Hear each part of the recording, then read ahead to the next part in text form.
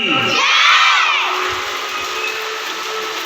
हमारी आवाज़ इतनी तेज होनी चाहिए कि हमारा जो पड़ोसी देश है ना, जिन्होंने कल आज़ादी का अमृत उत्सव मनाया था ना, किसी ने कल और भी किसी ने आज़ादी का अमृत उत्सव मना चुके हैं।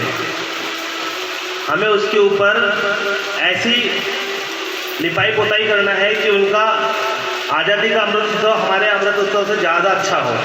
ठीक है, तो आप लोगों की आवाज़ इतनी तेज होनी चाहिए जो कि सीधे पाकिस्तान में सुई की तरह चुभे उनको। ठीक है, भारत माता की। बहुत बढ़िया। मैं आज के इस शुभ अवसर पर उपस्थित हमारे अतिथिगण, प्राचार्य महोदय, शिक्षक शिक्षिकाएं एवं पालकगण, साथ ही सारे बच्चों का तहे दिल से धन्यवाद देना चाहता हूं और आप सभी को शुभकामनाएं देना चाहता हूं इस आज़ादी के 75वें अमृत उत्सव पर। हम ये आज़ादी का 75वां अमृत उत्सव क्यों कह रहे हैं? कोई जानता है इसके बारे में? कोई बच्चा जानता है कि इसके बारे में कि आज़ादी का 75वां अमृत उत्सव क्यों कहा जा रहा है? पिछले साल जब हमने स्वतंत्रता दिवस मनाए थे तो उस दिन तो ऐसा कुछ नहीं बोला था कि आज़ादी का 74वां अमृत उत्सव। बोला था कि किसी ने हमारा ये देश आज़ादी का 75वां साल पूरा कर चुका है, जिसके लिए कई प्रकार की योजनाएं हमारे देश में चल रही है। उसी तरह से इस वर्ष भी आज़ादी का 75वां अमृत उत्सव के रूप में कई प्रकार की योजनाएं लाई गई है। मैं सबसे पहले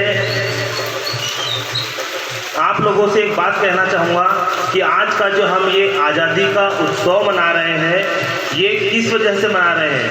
ये हम उन शहीदों के कारण मना रहे हैं जिन्होंने हमारे देश को आज़ाद किया, जिन्होंने हमारा बलिदान दिया। तब हम इस कंडीशन में पहुँचे हैं कि हम आज़ाद देश में बैठे हैं। यदि हमारे वीर सिपाही अपना योगदान न दिया होता देश के लिए तो आज हम ऐसे स्वतंत्र नहीं होते, आज हम किसी दूसरे के गुलाम होते।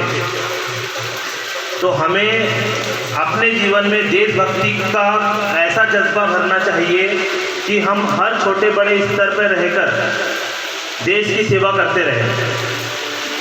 देश की सेवा करने के लिए कई तरीके होते हैं, कोई ज़रूरी नहीं कि सेना में गया हुआ व्यक्ति ही देश की सेवा करता है।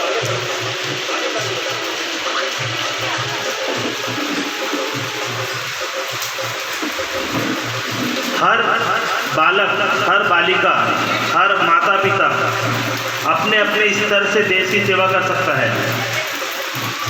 यदि हम स्वयं मजबूत रहेंगे तो हमारा देश मजबूत रहेगा। आज की तारीख में देश में अग्निवीर नाम की एक योजना आई हुई है। आप लोगों को मैं उसके बारे में छोटा सा आपको एग्जाम्पल देना चाहता हूँ। अग्निवीर 4 साल के लिए आया है, जिसका सभी लोगों ने विरोध किया, परंतु विरोध करने से पहले उसकी अच्छाइयों के बारे में किसी ने जानना नहीं चाहा कि अग्निवीर, लोगों ने इसको एक नौकरी का संसाधन बना लिया है। सेना को, सेना में नौकरी नहीं की जाती है। सेना के अंदर जो भी जाता है वो देश सेवा के लिए जाता है। तभी कहते हैं कि जो जवान होते हैं उनको सेना में रखा जाता है। जब ज़्यादा बुजुर्ग हो जाते हैं तो हम लोग सेवानिवृत्त हो जाते हैं।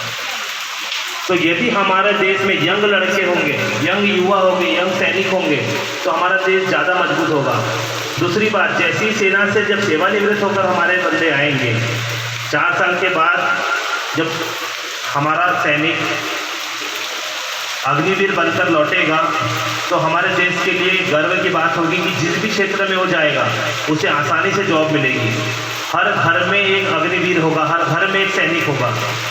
जब हर घर में सैनिक होगा तो किसी की मजाल है कि कोई हमारे घर के ऊपर उंगली भी उठाकर देख ले। आज आप देखते होंगे कि आए दिन कभी हमारे देश के ऊपर आतंकवादी हमले होते हैं, हमारी माताएं बहनें सुरक्षित नहीं होती है। लेकिन जब हमारा भाई सैनिक होगा तो क्या किसी की हिम्मत है कि हमारे घर के ऊपर कोई नज़र उठाकर देखे? तो हमें अग्निवीर का समर्थन करना चाहिए, हमें इसके विरोध में नहीं जाना चाहिए। मैं हमारे नन्हे मुन्ने छात्र छात्राओं के लिए एक बात कहना चाहता हूँ कि वो एक युग था जब हम लोग स्कूल पढ़ा करते थे, तब केवल 2 ही किताबें चलती थी, 3 ही किताबें चलती थी। फिर भी हमें लगता था कि बहुत ज़्यादा सिलेबस हो चुका है, बहुत ज़्यादा पढ़ाई जा रही है। लेकिन आज के हमारे जो यूथ है वो इतने शक्तिशाली है, किस चीज़ से? दिमाग से, लेकिन शरीर से बहुत कमज़ोर है।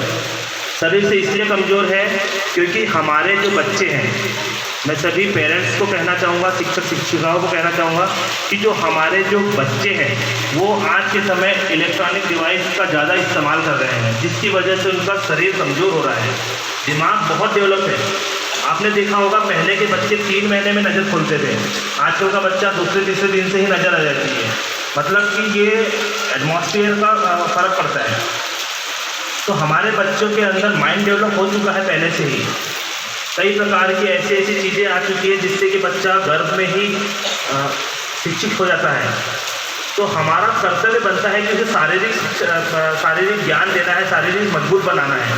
उसके लिए माँ बाप को और शिक्षक शिक्षिकाओं को बहुत कुछ करना है। जैसे जब उनको 2 से 3 घंटे के लिए दिन में खेलने का समय देना है, जो कि आउटडोर का गेम होना चाहिए। मोबाइल से वंचित रखना है। मोबाइल को तब तक मत दो जब तक कि मोबाइल के अंदर विशेष कार्य स्कूल से ना भेजा गया हो। पेरेंट्स के पास मोबाइल होते हैं, मोबाइल के अंदर सारी बातें होती हैं। बच्चे क्या करते हैं, मम्मी मेरे को होमवर्क करना है, मोबाइल ले लेते हैं और फिर गेम लेकर बैठ जाते हैं। 2 घंटा गेम खेल लिया, मम्मी आई खाना बनाकर, देखा बच्चे ने होमवर्क किया होगा 2 घंटे तक। 2 घंटे तक बच्चे ने पूरा टाइम मोबाइल खेला। अब मम्मी का दिमाग खराब, मम्मी तो आई, बोले बेटे ने होमवर्क नहीं किया, फिर 2 घंटे के लिए मोबाइल ले लिया, फिर चले गए रोटी बनाने के लिए।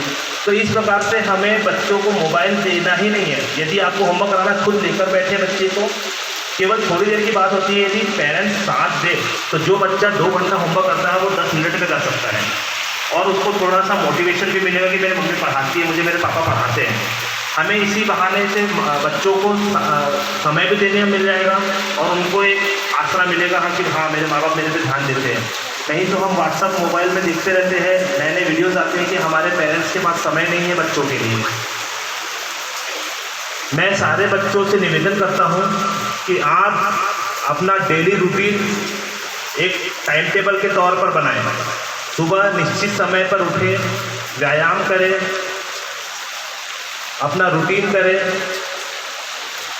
डेली रूटीन में आप चाहे कुछ भी हो जाए, जैसा शिक्षक बताते हैं वैसा ही करें। आप वाकई बहुत अच्छे स्तर पर पहुंचेंगे। आप नई नई उड़ानों को छू सकते हो। अपने जो भी आप लोगों ने गोल तय किया होगा उस गोल तक पहुंच सकते हैं। यदि आपने अपने जीवन में कुछ तय किया ही नहीं तो आप कुछ भी नहीं बन सकते हो। हर पेरेंट चाहता है कि मेरा बच्चा इंजीनियर बने, डॉक्टर बने। कोई पेरेंट्स ये नहीं चाहता है कि मेरा बच्चा सैनिक बने, लेकिन हर बच्चा चाहता है कि मैं सैनिक बनूं। जब वो थोड़ा पढ़ लिख कर बड़ा हो जाता है, 10वीं तक पहुंच जाता है, तो उनके दिमाग से भूत भी हट जाता है। फिर वो सैनिक बनना नहीं चाहते, तब वो भी इंजीनियर और डॉक्टर बनना पसंद करते हैं। क्योंकि सैनिक बनना इतना आसान नहीं है। सैनिक बनने के लिए हमें बहुत कुछ बलिदान देना पड़ता है। सैनिक का जीवन इतना आसान नहीं होता जिसको हम बोलते हैं कि सैनिक है तो हम भी सैनिक बन जाएंगे, हम भी सेना में चले जाएंगे। एक सेना में जाने के लिए कितना कठोर तपस्या करनी पड़ती है, किसी को जानते भी नहीं होंगे। कोयला देखा है ना सभी ने?